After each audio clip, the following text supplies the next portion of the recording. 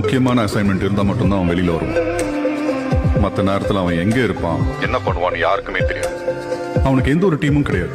எதுவா இருந்தாலும் தனியா தான் போய் பண்ணுவான். எங்களுக்கு அப்ப அவனை ட்ரேஸ் பண்றதே ரொம்ப கஷ்டமா இருந்துச்சு. ஏன்னா அவனை இது வரைக்கும் குறிப்பிட்ட சில பேரை தவிர யாருமே பார்த்ததில்ல. அவன் பேர் மட்டும்தான் எல்லாருக்கும் தெரியும்.